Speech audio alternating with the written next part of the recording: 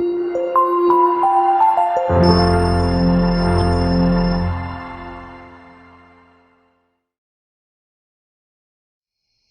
Swastiastu. Halo anak-anak, selamat pagi. Selamat berjumpa kembali dengan Bu Guru Komang. Pada kali ini, kita akan membahas tentang tema 3, subtema 1, muatan pembelajaran IPA, yaitu tentang sistem pencernaan manusia. Kita langsung saja ya. Anak-anak, apakah kalian selalu makan makanan sehat seperti yang kalian lihat pada gambar? Kalau iya, alangkah bagusnya ya untuk perkembangan anak-anak, apalagi jika ditambah dengan segelas susu. Penyempurnaan makanan sehat adalah susu. Seperti kita ketahui, susu umumnya dihasilkan oleh sapi. Apa yang dimakan oleh sapi hingga dapat menghasilkan susu? Nah, untuk mengetahuinya, kita akan belajar mengenai sistem pencernaan makanan pada hewan ruminansia. Apa itu hewan ruminansia? Hewan ruminansia adalah kelompok hewan mamalia yang biasa memamah atau memakan 2 kali dan dikenal dengan hewan memamah biak. Contoh hewan ruminansia ini ialah sapi, kerbau, rusa, domba, kambing, dan kijang. Sistem pencernaan hewan ruminansia lebih kompleks dibandingkan pencernaan hewan lainnya. Pada hewan ruminansia terdapat 4 bagian lambung dengan fungsi yang spesifik. Selain itu, pencernaan makanan pada hewan ruminansia dibantu oleh beberapa mikrob, yaitu bakteri dan protozoa. Mikrob tersebut dapat membantu mencerna rumput. Lambung sapi berbeda dengan lambung manusia. Ukurannya jauh lebih besar. Lambung sapi merupakan organ pencernaan yang sangat penting bagi sapi. Lambung sapi terdiri atas 4 bagian, yaitu rumen, retikulum, omasum, dan abomasum. Oleh karena itu, sapi dikatakan memiliki 4 perut. Nah, untuk lebih jelasnya, silahkan perhatikan gambar berikut. Ada 4 bagian dalam lambung sapi. Yang pertama adalah rumen. Rumen atau perut besar merupakan tempat terjadinya pencernaan dengan bantuan mikroba atau bakteri. Di sini makanan dicerna hingga menjadi bubur dengan gerakan mengaduk yang dilakukan oleh dinding rumen. Pada saat sapi beristirahat, makanan akan kembali ke mulut dan dikunyah kembali. Setelah dikunyah untuk yang kedua kalinya, makanan masuk ke retikulum atau perut jala. Di dalam retikulum, makanan kembali mengalami proses fermentasi dengan bantuan bakteri anaerob dan protozoa. Di dalam bagian perut ini terjadi proses absorpsi dan penyaringan benda-benda asing yang masuk bersama makanan sehingga tidak masuk ke omasum atau perut kitab. Selanjutnya adalah omasum atau perut kitab. Di dalam omasum, makanan dicerna dengan bantuan enzim pencernaan. Selanjutnya, makanan akan masuk ke abomasum. Di bagian perut inilah yang sebenarnya disebut dengan lambung. Di sini makanan dicerna dengan bantuan enzim pencernaan pepsin yang dihasilkan oleh abomasum. Nah, anak-anak, setelah melewati seluruh proses pencernaan makanan di dalam abomasum, makanan bergerak menuju usus halus.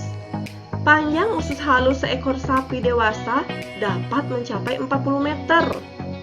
Di dalam usus halus terjadi proses absorpsi dan fermentasi.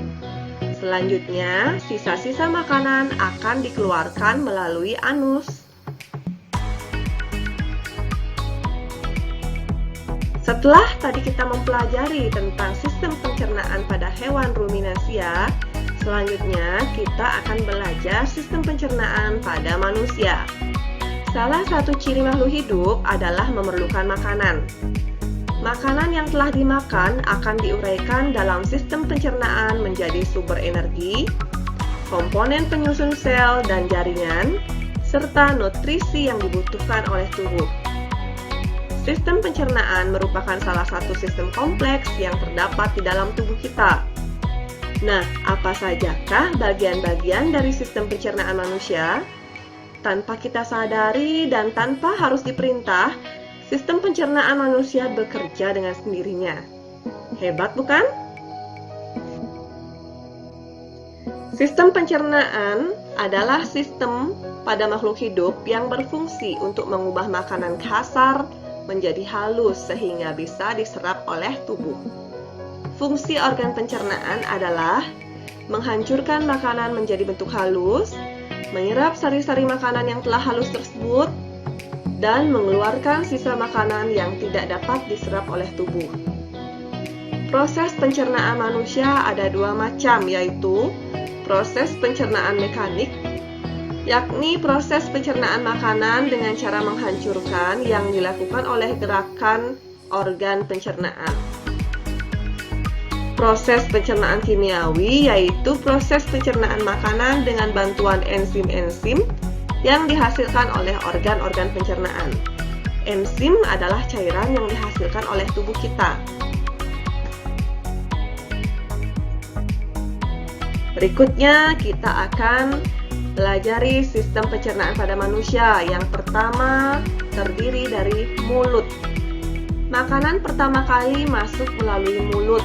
Di dalam mulut terjadi dua proses pencernaan, yaitu pencernaan mekanik yang dilakukan oleh gigi dan lidah, serta pencernaan kimiawi yang dibantu oleh enzim petialin dan amilase yang dihasilkan oleh kelenjar ludah.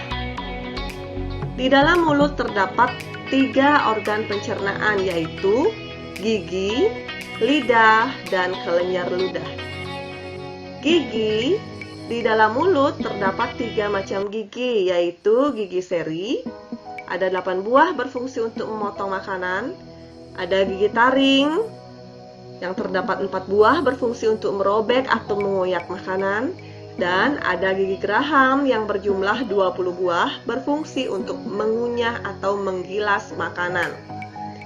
Kemudian setelah gigi ada lidah.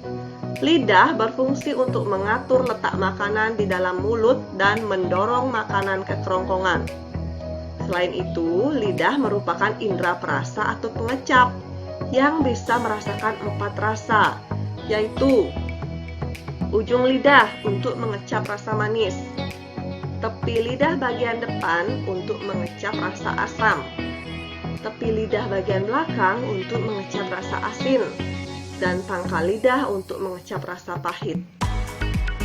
Pada lidah juga terdapat bintil-bintil yang disebut dengan papila yang berfungsi untuk mendeteksi rasa.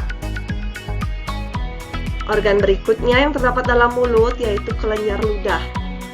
Kelenjar ludah berfungsi untuk menghasilkan air liur yang mengandung enzim petialin dan amilase yang berfungsi untuk mengubah zat tepung menjadi zat gula. Makanya kalau kalian mengunyah nasi, lama-kelamaan nasi itu akan terasa manis karena adanya enzim dari enzim amilase tersebut. Organ yang kedua yaitu kerongkongan. Kerongkongan adalah saluran penghubung antara rongga mulut dengan lambung. Di dalam kerongkongan terjadi proses pencernaan secara mekanik yaitu gerakan peristaltik. Gerakan peristaltik adalah gerakan dinding kerongkongan dalam meremas makanan. Organ ketiga yaitu lambung. Di dalam lambung terjadi proses pencernaan mekanik oleh dinding lambung dan proses pencernaan kimiawi dengan bantuan enzim. Enzim yang dihasilkan oleh lambung antara lain enzim renin yang berfungsi untuk mengendapkan protein susu menjadi kasein, enzim pepsin berfungsi untuk mengubah protein menjadi asam amino, dan asam klorida atau HCl yang berfungsi untuk membunuh kuman dan penyakit yang masuk bersama makanan serta mengasamkan makanan. Organ keempat adalah usus halus. Di dalam usus halus terjadi proses absorpsi dan merupakan tempat terjadinya pencernaan makanan yang paling panjang. Panjang usus halus orang dewasa bisa mencapai 22 meter.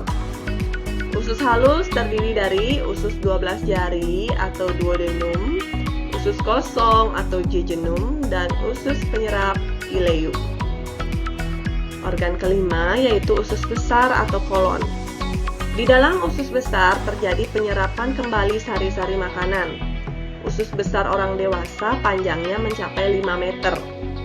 Fungsi usus besar adalah menyerap air, menyerap vitamin, mengurangi kadar keasaman dan mencegah infeksi, menghasilkan antibodi. Usus besar terdiri dari sekum yang berfungsi menyerap air dan zat garam, usus buntu yang berfungsi sebagai sistem kekebalan tubuh, kolon ascendent, kolon transversum, kolon descendent, kolon sigmoid, dan rektum yang berfungsi sebagai tempat penyimpanan limbah pencernaan sebelum dikeluarkan. Organ terakhir adalah anus atau dubur. Anus merupakan organ pencernaan paling terakhir. Anus berfungsi sebagai alat pembuangan feses atau kotoran. Di dalam anus terdapat otot sphincter yang berfungsi sebagai pembuka dan penutup anus. Nah, anak-anak, dapat disimpulkan bahwa proses pencernaan makanan pada manusia yang pertama yaitu proses memasukkan makanan ke mulut. Kedua, proses mengunyah makanan dengan menggunakan gigi. 3, proses menelan makanan di kerongkongan. 4, proses pemecahan makanan dari zat yang kompleks menjadi molekul-molekul yang lebih sederhana dengan bantuan enzim yang ada di lambung. 5, proses penyerapan sari-sari makanan yang terjadi di usus halus. Yang keenam, proses pengeluaran sisa-sisa makanan yang sudah tidak diperlukan oleh tubuh melalui anus. Nah, anak-anak, setelah kalian mendengar penjelasan tadi, sekarang Bu Guru akan memberi tugas. Tugasnya adalah sebagai berikut. Ada 2 tugas ya. Yang pertama, anak-anak menggambar kembali sistem pencernaan manusia seperti contoh berikut. Dan jangan lupa sertakan keterangannya. Dan beri tanda panah. Jangan lupa diwarnai biar gambarnya lebih menarik. Setelah itu, buat tabel seperti berikut dengan nomor, organ, dan fungsinya. Misalnya nomor 1, organnya mulut. Fungsi dari mulut untuk apa? Silahkan diuraikan di kolom tersebut. Anak-anak buat di kertas double folio ya. Ingat tulisannya yang rapi. Kerjakan dengan mandiri. Boleh anak-anak mencari fungsi dari organ tersebut di buku atau di internet ya. Selamat belajar anak-anak. Terima kasih. Om Santi Santi Santi Om.